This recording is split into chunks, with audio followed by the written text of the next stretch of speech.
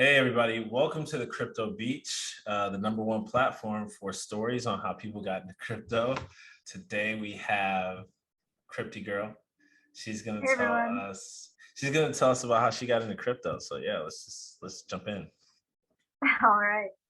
Yeah, so hey everyone, I'm CryptyGirl and I'm a Gen Z in the crypto space, and I started investing in crypto in mid 2018, which is right after one of the 2017 highs and it dropped down to the bottom. And that's when I entered the market. And it was actually my older brother that was telling me about Bitcoin at the beginning of 2018. And at the time, I was actually a very broke graduate from high school because I had all these like car repairs. So I was like, oh, I could see the vision though. So I was trying to scrape up as much money as possible to try to put into Bitcoin because I knew this was going to be huge. But the idea of the potential to make profit combined with freedom and decentralization, restoring sovereignty to the individual, like those two things combined was, in my mind, like one of the greatest inventions of this millennium. So I was like, oh, wow. When I saw that, when my brother was telling me about it, I was like, I definitely need to get some Bitcoin. And so I also realized that this was a path for Gen Z to get out of college debt and other forms of how it's been harder for this generation than older generations, such as buying a house. Like for older generations, it must have been really like much cheaper. And then for Generation Z and each generation coming, like inflation has been increasing, but the purchasing power of the dollar is still decreasing while wages are kind of the same level. So every single year, you're able to buy less with your dollars. So I was like, wow, Bitcoin and cryptocurrency could be the answer, the solution to Gen Z to like get out of this rat race, so to say. So that's when I became really passionate about crypto and decided that's what I want to do for at least the short term in my life, because I wasn't really sure my career path. So I started my business, Crypty Shop, which is apparel, like the hoodie I'm wearing is from Crypty Shop. I figured, wow, if I had some really dope designs, then I would be spreading crypto awareness while making money, being an entrepreneur, learning all those good things. And it just be the best of both worlds. And then I thought, well, I don't want to be just a clothing person. I want to actually educate people. So I started doing shows and hosting, interviewing, and I got involved. So now I'm a core member of the Digibyte awareness team. I'm a Make a Difference ambassador. I was a Celsius ambassador recently, and I've been in many different projects and yeah, just spreading the good word. Awesome. So it sounds like your brother was there to onboard you. Is that the case? Yeah, yeah, my brother, he helped me get into crypto. Did I'm you really grateful for him. Yeah. Did you maybe encounter any challenges that or opportunities that you feel someone who's new to this space should be thinking about as they come into it? Yeah. So I actually onboarded through Coinbase, a Okay, centralized cool. exchange. So I did my KYC, know your customer, put in my driver's license, and then you're able to buy crypto with US dollars, and then you can go elsewhere to decentralized exchanges and swap crypto to crypto where you don't have to put in your ID.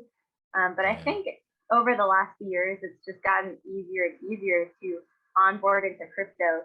Since in 2018, it was still kind of frightening to people, but now after 2021, you have Elon Musk in it, and Mark Cuban and Gary Vee, like all these big, well-known people who are promoting crypto, and it's on mainstream media again. So there's definitely easier ways to onboard again, like PayPal now accepts you can buy Bitcoin and Ethereum through PayPal. There's a lot of options, but even on your phone, there are mobile apps to be able to get into crypto, just buy it right from your phone. So I think it's a lot easier now. You just have to research your options.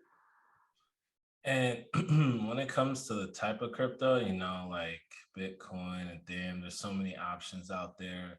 How do you think about it? It really depends on what the person's goal is. So when I talk to people one-on-one, I'll ask them, are you interested in getting into crypto for making tons of money and you don't mind a risky investment? Or are you getting in for a hedge against inflation for a safer, low risk investment? And I'd recommend Bitcoin or Ethereum. And Ethereum, we still have potential to like make more, but Bitcoin, since it's around 50,000, it's harder to like double or 10x your money. But Ethereum, there's still a lot of leeway. And then if they're like really interested in making lots of money and they don't mind the risk, or if they're younger like me and risk doesn't matter so much, but if you're older, you definitely want to protect your money, especially if that's your retirement. So it just depends on the person. But altcoins, definitely, there's like a higher ability to pump, but that also makes it a higher ability to dump. So it's just the risk assessment. So I'll tell people to look at the fundamentals of the cryptocurrency, like the tokenomics, how long it's been around, if it's proven itself for 5 years, 8 years, if it's newer, 2 years, then that's just something to consider, that it might be a little bit more risky. Look at the founder, what their background is, because it's really important to know who the founder is. And if your cryptocurrency you're looking at has any use cases, if it does anything, or if it's just simply internet money that was created in all the hype, you know. Yeah. Does that answer your question? Yeah, did it. I mean, you did a great job. That's perfect. The only thing I would ask is to explain a pump and then explain what a dump is. Oh, yeah. A pump is when your price of your cryptocurrency runs up really quickly. So it's like pumps in the price way up, and then a dump is when the price falls really fast. Yeah. So yeah, that volatility can be very it can be a shock for people who are not necessarily comfortable investing. So it's just something to sort of think about for sure. As far as like the trends go, you know, you've got your coins, but now we have NFTs, we have DAOs. What are your thoughts on that? On NFTs? Yeah, NFTs and DAOs. So the decentralized autonomous organizations. Perfect. Yeah. I actually don't know much about DAOs, but what I do know about them, what I've heard about them, I really like. But autonomous means that it runs itself, and since it's centralized in the name, it sounds really good. Like, oh, it just runs itself and it's not centralized. That's a great method of organization instead of centralized organizations. But I do have to learn more about that, I will say. And NFTs, I think they have a lot of potential, and I do think they need more testing, like working out the kinks of NFTs. And I'm not a fan so much right now, but I think that they do have a lot of potential in the future. And I say that because right now the NFT space is super hyped up.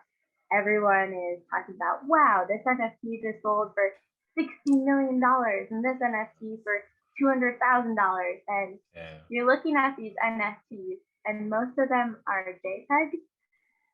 So yes, that there is one issuer and you bought that one NFT, but it's hard to keep that super scarce when another individual may just copy the NFT and then reissue it themselves, or they just take a screenshot of the JPEG.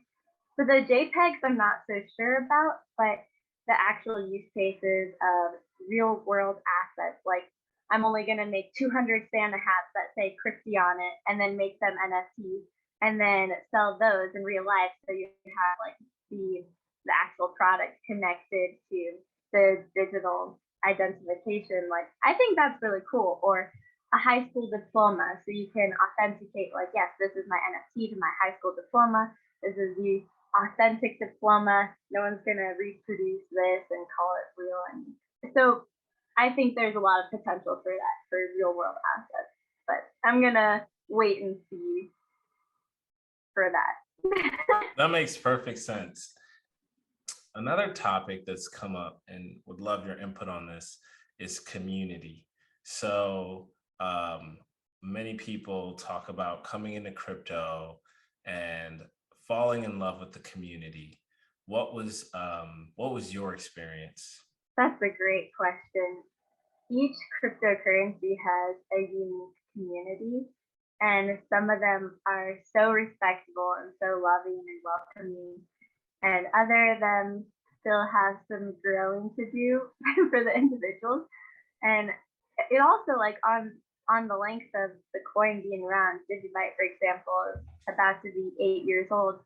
That community has been around so long. I feel like they've worked out a lot of their pettiness in the early days, because I think each new community like goes through these growth spurts of like infighting sometimes and like realizing what their position is in the market and how they want to move forward as a unified group. So when I got into Bitcoin, I think the Bitcoin community in my experience had really nice gems, and it also had just an overwhelming amount of like different kinds of opinions, and there's a place for it for sure if you want to get into that community, like absolutely. And then when I started looking at Digibyte, the community was instantly welcoming. Like the first tweet I made about Digibyte, I was just like, wow, this is really cool. 5 mining algorithms, fastest proof of work blockchain in existence, more secure, very cheap. Like these, I was just kind of looking at the different things that I thought was interesting. And the community just came out in mass and welcomed me and was like liking, retweeting, like, wow, Crypty, welcome. And I was like, oh my gosh, that felt so nice. That, I don't know, camaraderie. Yeah, that's the word. Yeah. And there are many altcoin communities like that, and I appreciate all of them. I think Elastos, Algorand, Nexus, a lot of communities are just super welcoming. So all of them are good. And I think every community has to remember that our overall goal, we're all unified in one fight against the suppression that different world governments have put on us and the control. So I think we just have to remember that we're decentralizing the world of finance, and we're banding together, and we're taking back power for money and for ourselves. So when you remember that, I think everyone gets along well. And I love collaborating with crossing communities together. It's all been good. For like someone who doesn't really, maybe they don't have an interest in the science behind the coins as much, how should they navigate this new like transformation that's happening in finance? That's an interesting question. I guess, well, I do have to say,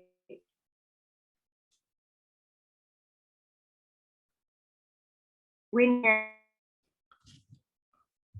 is risky, you want to do at least some research. But whoever told you about cryptocurrency, maybe just talk with them about what they think are good cryptos or good investments. Because if they're your friends or your family, I mean, most likely you can trust them, and they've probably done some more research.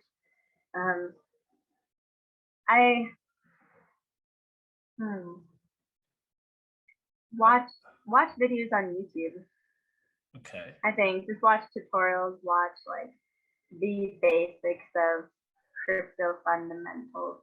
I know, I mean, you don't have to know the technical part of crypto to invest, but maybe watch the history of finance so you can appreciate the ethos of decentralized cryptocurrency. The last topic I figured we could touch on is one regarding mental health, especially for folks who are new to this space and may want to get involved with kind of the technical side. the number of projects emerging every day can be overwhelming. Mhm. So, how did you handle that? How do you handle that? And yeah, that'd be awesome. That's a great question. It is overwhelming for new investors. And the way that I've handled that is I've chosen a handful of projects, maybe 5 or 6, and I just make those my investments. And I only invest in something that I'll hold for the next 10 years potentially. So I'm already thinking long term. But I choose my top 5, top 6, top 7, and I just stick with those. And other projects that are new, that are loved, that are being developed and built on, I look at them and I appreciate them and I love them and I encourage them. But if they're not one of my projects, I just support from the sidelines basically because I've picked my really good handful of cryptocurrencies and I just stick with that. And all the others, I just let them be and support them. So it's good to consolidate your bags versus being invested in like 30 to 40 altcoins, like super risky. If you're into that, that's cool. But for me, I've consolidated to a good handful that I'll be holding for the next 10 years. Yeah, it's been a great interview talking with you, and good luck to all the new investors out there. I hope you're successful in your journey. Awesome. Thank you.